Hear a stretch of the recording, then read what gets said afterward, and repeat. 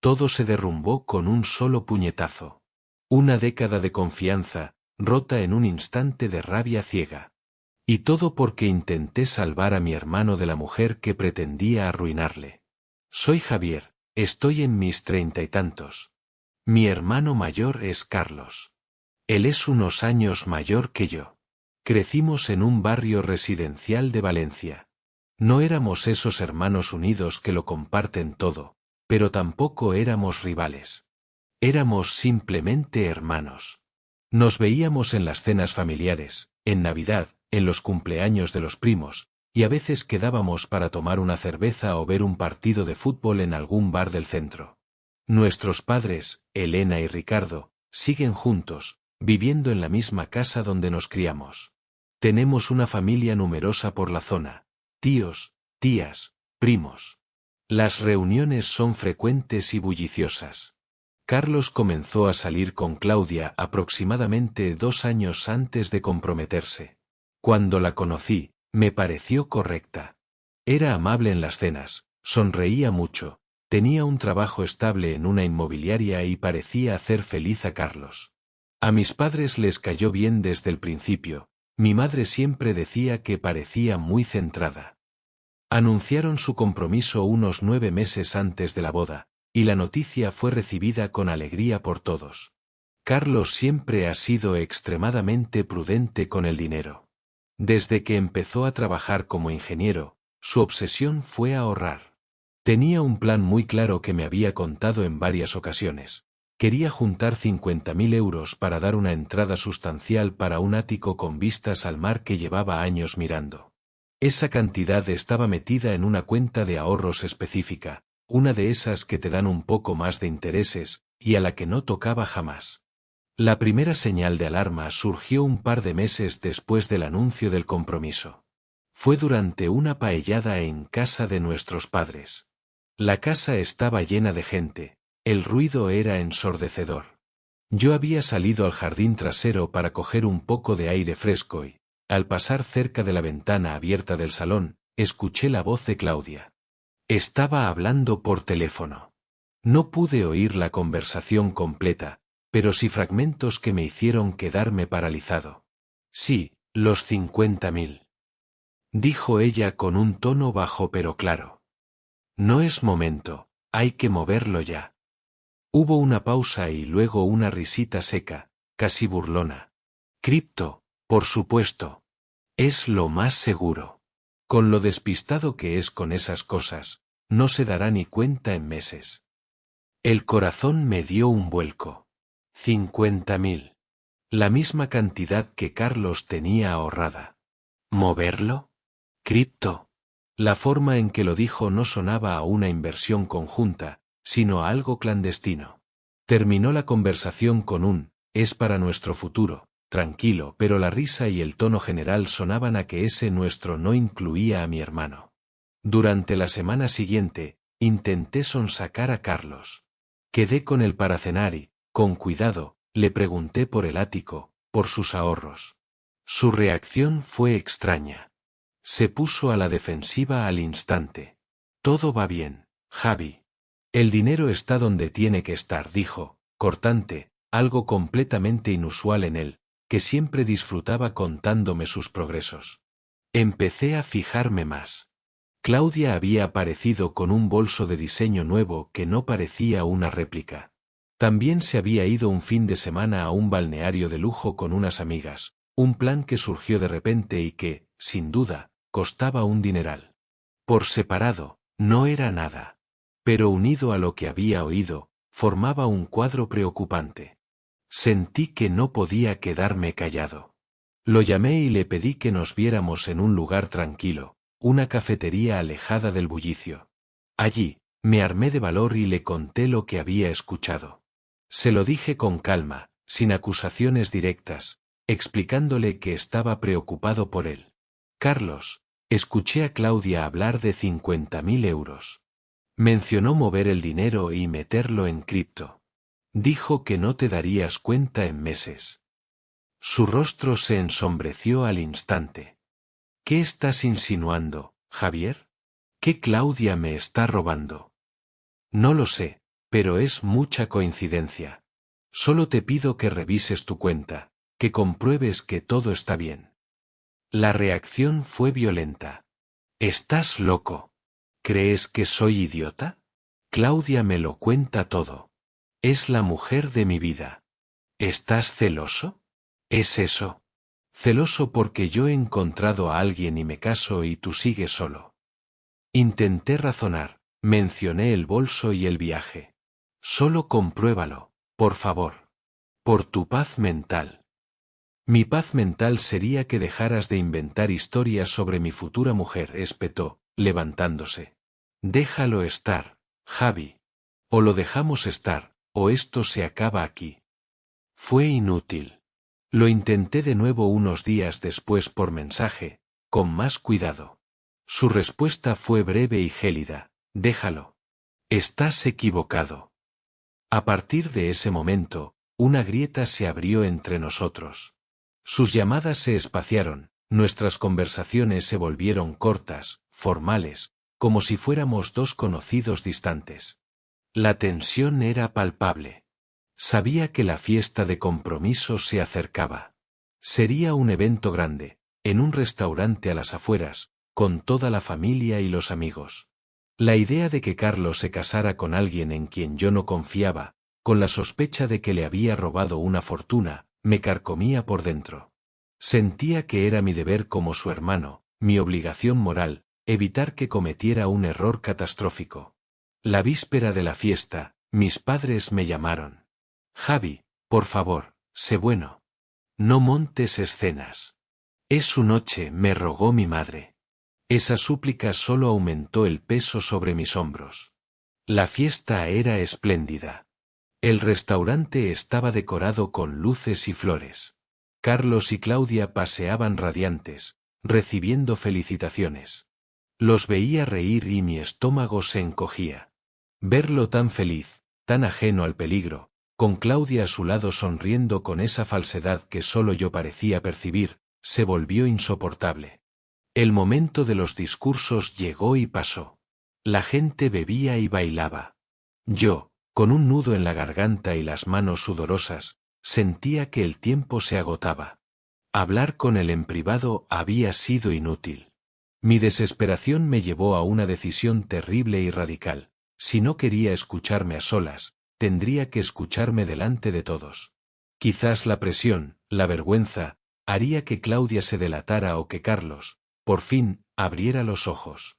En un momento de relativa calma, cuando la música bajó y la gente charlaba en sus mesas, me acerqué a la pequeña tarima donde estaba el micrófono.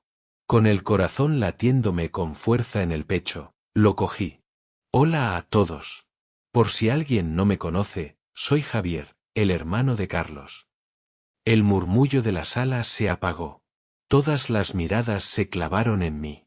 Vi la cara de sorpresa de mis padres, la confusión de Carlos. Claudia, a su lado, palideció. Tengo que decir algo importante, continué, mi voz temblorosa pero firme amplificada por los altavoces. He intentado hablar con Carlos en privado, pero no me ha escuchado. Hace meses, escuché a Claudia planeando quedarse con los 50.000 euros de los ahorros de Carlos. Hablaba de mover el dinero a criptomonedas para que él no se diera cuenta. Se lo dije a Carlos y no me creyó. No puedo permitir que se case con alguien así. Se merece saber la verdad, y todos ustedes también. El estallido fue inmediato. Un coro de gritos y exclamaciones llenó el aire. Claudia lanzó un grito agudo y enterró la cara en las manos, sollozando de manera dramática. Carlos se levantó de un salto, su rostro se transformó en una máscara de furia pura. Javier. Cierra la boca, mierda, rugió, abriéndose paso a empujones entre las mesas hacia mí. La familia de Claudia me gritaba insultos. Mis padres, pálidos como la cera, me hacían señas desesperadas para que bajara. Carlos llegó a la tarima. No hubo palabras. Solo el fogonazo de su puño volando hacia mi cara. El impacto, seco y doloroso, me hizo tambalear hacia atrás. El micrófono cayó al suelo con un chasquido. Eres un mentiroso. Estás destruyendo mi felicidad, me gritaba, mientras la gente intentaba sujetarlo. Lárgate. No quiero volverte a ver. Estás muerto para mí. El personal de seguridad del restaurante apareció rápidamente. Carlos, jadeando, señaló hacia mí. ¡Echadlo! ¡Fuera! Mientras me llevaban, forcejeando, pude cruzar una mirada con mis padres. Sus rostros mostraban una mezcla de horror, vergüenza y una profunda decepción. No intervinieron. Claudia seguía llorando de manera histriónica, la víctima perfecta. Afuera, solo, con el sabor a sangre en mi labio y el corazón destrozado, sentí el peso de mi fracaso. Mi teléfono vibró de inmediato. Era mi madre. ¿Qué has hecho, Javier? ¿En qué estabas pensando? Su voz temblaba, no de enfado, sino de una profunda tristeza. Lo has humillado delante de todo el mundo. Le has hecho daño. Has provocado esa reacción. Carlos no quiere saber nada de ti. Es mejor que des un paso atrás durante un tiempo. Fue la puntilla. No solo había perdido a mi hermano, sino que mi familia, en su intento de apaciguar la situación, estaba tomando partido por él. El relato era claro. Yo era el hermano celoso y amargado que había inventado calumnias y había provocado la reacción violenta de Carlos. Las semanas siguientes fueron un infierno de soledad y incomprensión. La magulladura en mi cara se curó, pero la herida interior no. Fui excluido de cualquier planificación de la boda. Cuando veía a algún familiar, la conversación era incómoda, llena de reproches silenciosos. La boda se celebró, tal y como estaba planeado, unos meses después.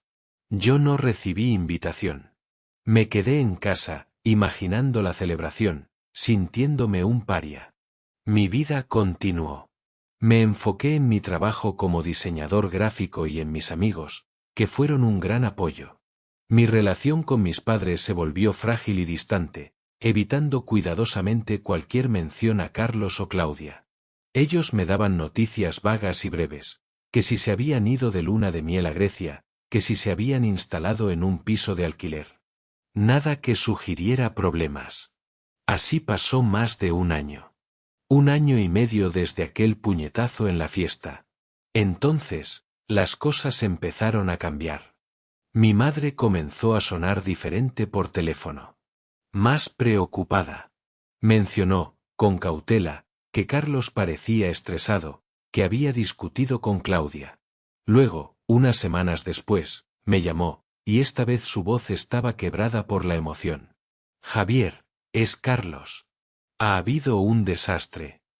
Me contó que Carlos había descubierto, por casualidad, el teléfono de Claudia desbloqueado. Había encontrado conversaciones con otros hombres. No uno, sino varios. Mensajes explícitos, fotos. Uno de ellos era un compañero de su equipo de pádel. La confrontación fue brutal. Claudia, en lugar de negarlo rotundamente, intentó justificarlo, echándole la culpa a él por trabajar demasiado. La confianza se hizo añicos en un instante. La noticia corrió como la pólvora por la familia.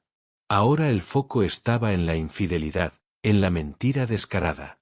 Mi madre, al hablarme, ya no ocultaba su desprecio hacia Claudia. Tu hermano está destrozado. Se siente tan traicionado.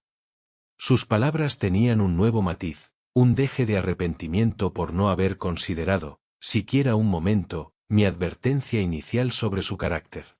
Pero yo me mantuve firme en mi decisión. Carlos me había rechazado, me había golpeado y me había borrado de su vida. Que ahora descubriera que Claudia era una mentirosa no borraba eso. No iba a ser yo quien corriera a su rescate. El daño estaba hecho.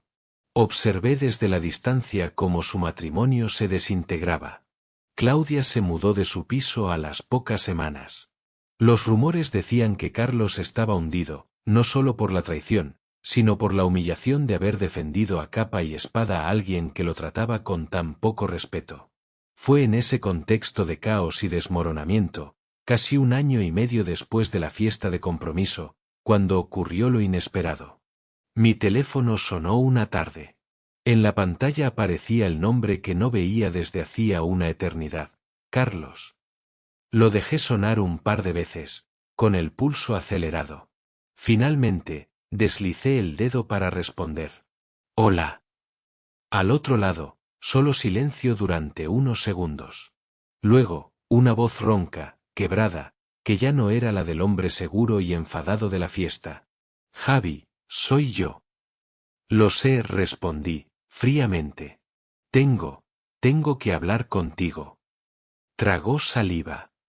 Sobre lo de la fiesta. Sobre todo. No dije nada, le di espacio para continuar. Me equivoqué, Javi. Me equivoqué en todo. Su voz se quebró. No debería haber hecho eso. Nada de eso. No escucharte, no creerte, y lo de pegarte. Fue imperdonable. Lo siento. Lo siento muchísimo. Las palabras, tan esperadas, cayeron como piedras en un estanque quieto. No sentí alegría, solo un vacío resonante. Estaba ciego, continuó, con un hilo de voz. Enojado, sí, pero sobre todo ciego. Creí que estabas intentando sabotear mi felicidad. Y cuando lo hiciste público, sentí que me desnudabas delante de todos. Pero eso no justifica lo que hice. Nada justifica que te golpeara. Nada justifica que te echara de mi vida. Luego, pasó a lo del dinero. Los 50.000 euros. Después de lo de los otros hombres, dijo, con amargura, empecé a revisar todo. Cuentas, conversaciones viejas. Le pregunté a Claudia sobre el dinero, directamente. Al principio intentó evadir, pero al final confesó. Resultó que Claudia no había robado el dinero de la cuenta. Le había tendido una trampa más elaborada. Le había contado una historia lacrimógena sobre que su mejor amiga de la infancia necesitaba una operación de urgencia, muy cara, y que su familia no podía pagarla. Le pidió los 50.000 euros como un préstamo, suplicándole que no se lo contara a nadie para proteger la privacidad de su amiga. Carlos, confiado y queriendo ayudar, accedió y le hizo la transferencia. La operación era mentira, Javi. Todo era mentiroso. No había ninguna amiga enferma. Ella se quedó con el dinero. Y esa parte que oíste, de que no se daría cuenta, se refería a que no se daría cuenta de que el préstamo era falso, de que nunca iba a devolvérselo. Seguramente lo metió en cripto, como dijiste, para lavarlo o esconderlo. Cuando la confronté con esto, después de lo otro, ni siquiera lo negó. Dijo que el dinero se lo había gastado, que era un regalo implícito, cualquier excusa. Los 50.000 euros se han esfumado. Escuché su relato, esta confesión completa que confirmaba cada una de mis sospechas. No había alegría vengativa, solo una tristeza profunda y agotadora. Él había tenido que aprender por las malas, perdiendo su dinero y su matrimonio, una lección que yo había intentado evitarle a un coste personal altísimo. Ahora entiendo por qué lo hiciste, Javi. ¿Por qué fuiste a la fiesta? Intentabas protegerme. Y yo te pagué así. Su voz era ahora solo un susurro cargado de culpa. Sé que es mucho pedir. Sé que no lo merezco. Pero, ¿hay alguna posibilidad? ¿Alguna posibilidad de que podamos intentar reconstruir algo? Guardé silencio durante lo que pareció una eternidad, mirando por la ventana de mi apartamento. El rencor, la soledad, la herida del puñetazo, seguían allí. Pero también lo hacía el recuerdo del hermano con el que me crié, el que ahora estaba al otro lado del teléfono, roto y humillado. No sé, Carlos, dije al final, con una fatiga que me llegaba hasta los huesos. La confianza no es un interruptor que se puede encender y apagar. Tú la apagaste a golpes. Darme la razón ahora no la enciende mágicamente. Hubo otro silencio, aún más pesado que el primero. Lo entiendo, murmuró, derrotado. Pero, añadí, sintiendo el peso de la decisión. Pero puedes llamarme de vez en cuando. Para hablar. Sin dramas. Sobre el tiempo, o el fútbol, o lo que sea. Empezar desde cero, desde lejos. Y ya veremos. No era un perdón. No era una reconciliación completa. Era un hilo, delgado y frágil, tendido sobre el abismo que había entre nosotros.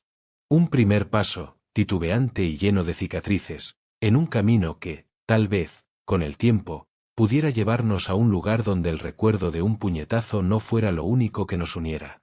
Colgué el teléfono y me quedé mirando la ciudad. La herida seguía abierta, pero por primera vez en mucho, mucho tiempo, no sangraba con la misma fuerza. El camino por delante sería largo y difícil, pero al menos, después de año y medio de oscuridad, había una tenue luz al final del túnel.